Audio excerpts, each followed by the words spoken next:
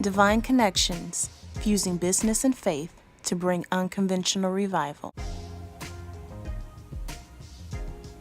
I am coming to you with a video that is near and dear to my heart, and the title of it is called Finding Your Own Pace. Why this is important to me, because as an entrepreneur and just as a human being, I know that it is so easy for all of us to compare ourselves to others. So in this video, I want to encourage you, and I also want to give you some tips on how to make sure that we're keeping our gaze on Jesus, especially while we're doing business, and that we are finding our own pace along this race. So I want to just go ahead and jump into a Bible story that I think is really fitting for this topic. So I know many of you have already heard the story of David and Goliath, but I just feel like this is such a fitting story for the topic that we're going to discuss today. So for those who do not know about the story, here we go. So we have David, who was the young man, and we have him about to fight one of the greatest battles of his life, and it's against a Philistine named Goliath. So at this time, King Saul happens to be he's supposed to be actually leading this fight, but him and his men are absolutely terrified. They're afraid to fight this giant. So we got David, who's coming on the scene as a young man, and is like, yo, I'm about to go ahead and defeat this giant. What do I have to do? So we have his brothers and the rest of the army who are on the sidelines, but his brothers come to him and say, you know what, we have this armor for you, and this armor is Saul, so I know it's great armor. I mean, it's the king's armor, so it should help you in this battle. But David is like, no, I don't want his armor. I have armor that is specifically just for me. I have weapons that are just for me. So David says, you know what, I don't want that. I'm going to go ahead and discard his armor, and I'm going to do what I feel is best for me. So he steps to Goliath with 5 smooth stones and a slingshot. And just with one pop of the stone, he hits Goliath straight in the middle of his head, and he falls. And what I love about this story is that, as you can see, David did not put the armor of someone else on.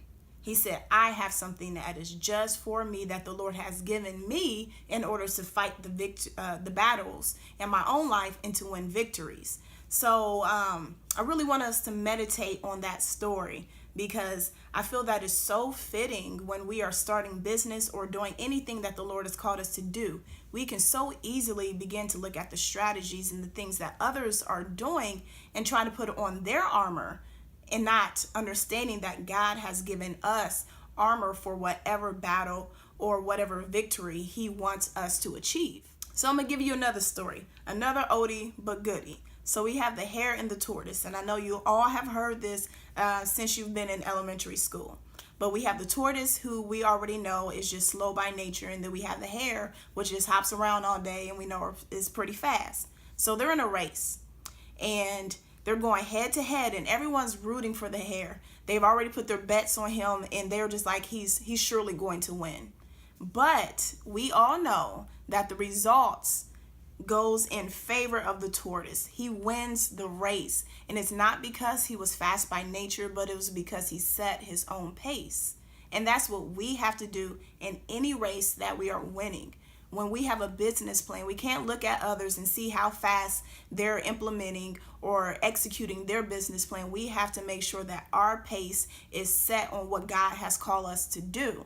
So I just want to give us just 3 tips on how to make sure that we're keeping our gaze on God.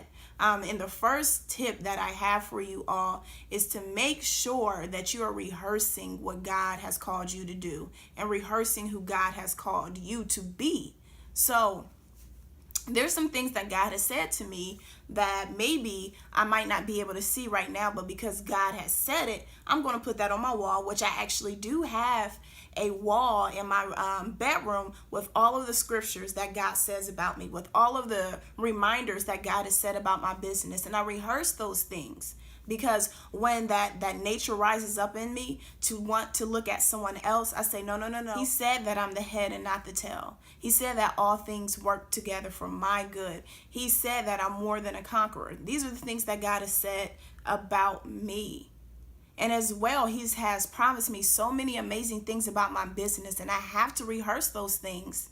I have to keep those in my forefront, because if not, I'll begin to look at other things and looking into other directions. So it's best to make sure that we continue to rehearse and remind ourselves of the things that God has said and promised to us. Second one goes back to the story of David and Goliath. We have to make sure that we are putting on our own armor. That we're not trying to put on everyone else's strategies. Now, don't get me wrong.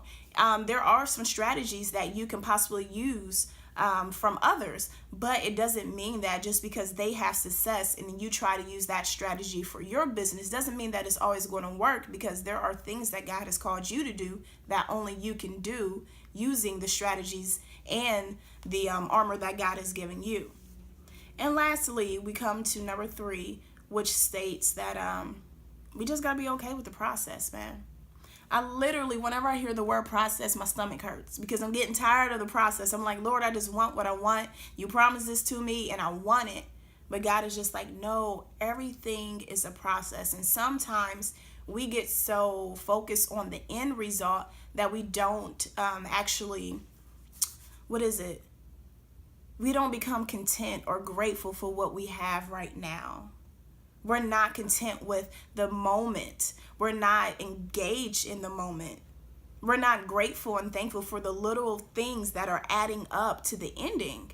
And God has set me down so many times. He's like, it's not about the end result, but it's about the journey. It's about the journey in the process. And that is what makes your character. So I'm really learning that, guys. And I would say that number 3 out of all of the tips is the one that is the most just hardest for me, is being content with the process. But I am learning how to, and it's not just with business, but it's in life in general. You can look around and you can see other people who seems like they're succeeding, but you never know what they had to go through in order to be where they are. And you never know if where they are is really what they want or what they expected. So keep your eye on God. Allow this to be food for thought. If you are racing and you're the only person that is on that track, there's no way for you to lose unless you stop running and you begin to gaze at someone else. So I just say, continue to run your race and continue to do what God has called you to do, because you're equipped to do it. Thanks. Find your own pace.